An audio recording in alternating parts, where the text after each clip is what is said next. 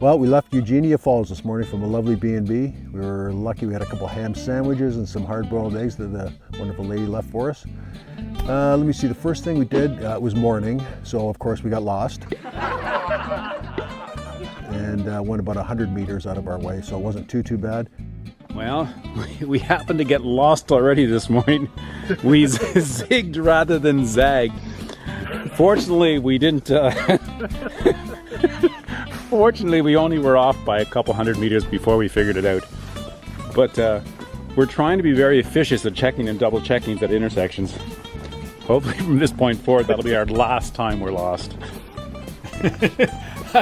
For some reason, I don't think this will be the last time we get lost. But Chris and I both made a decision that every time we reach an intersection, we will both look at the map and we will make a decision at that point whether we should turn left, right, or go straight.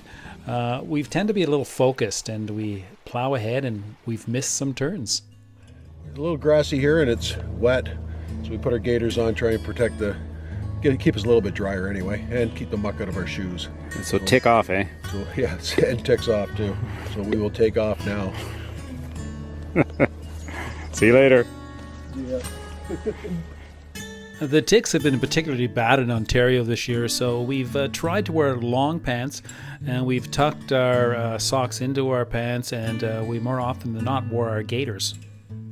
Not exactly sure I am, but I'm at the top of a ski hill somewhere. We just summited the ski hills, and we look behind us, you see some lift stuff. Anyway, maybe we can tell you where it is when we find out. Here we are at the bottom of Beaver Valley. Chris and I just summited one of the peaks and came back down into here, and that's one of the joys of the Bruce Trail. The fortunate thing was we got to the bottom of the second one, it was the chalet. And one of the workers had blaring George Thorogood for us, bad to the bone. And it was coming out of the speaker, so we had a nice little break there before we headed up the biggest of all the hills. Not only was it the height, but it wound sideways, so it just made it longer and more arduous as we went. Halfway up we saw, I think it was 3 or 4 deer grazing, and fortunately they didn't hear us, so we got to see them for a while. Once they did though, of course, they scattered and took off. But it was a nice sight, nice break to the day. Here we are, pounding up one of the ski hills at Beaver Valley. How many hills do you figure we did, Chris? I think this is our 3rd ski hill.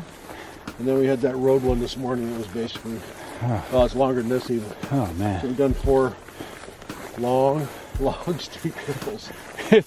It's just constant. It's a grind. It's not very technical like Everest or anything, but first thing in the morning, climbing a ski hill essentially 4 times. Well, with pack. The joy. Okay, we're still going up. Ski hill report. It's hot, it's sunny, and it's up. And up. And during that time, we went up and down 3 ski hills. So now we've done basically 4 today, counting the big one at the start. We got to the top of those hills and finally finished them. And from then on, we had a few up and downs, but not too much, back in the forest.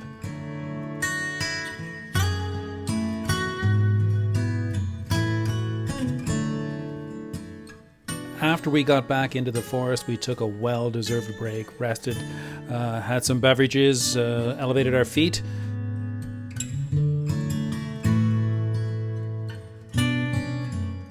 We followed the ridge for quite some time, and eventually we came out of the forest and we came to the top of yet another ski hill.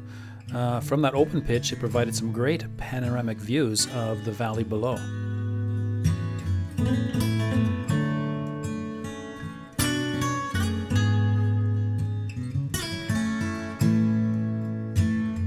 We eventually descended from the top of the escarpment via ladder into the valley below.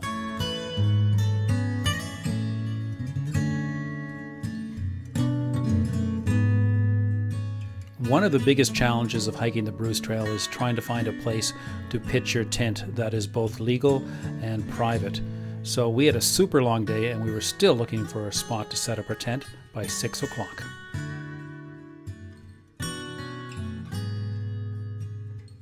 And at the end of the day, we stealth camped at a cemetery. Perfect spot, very quiet. And that was the end of our day 3.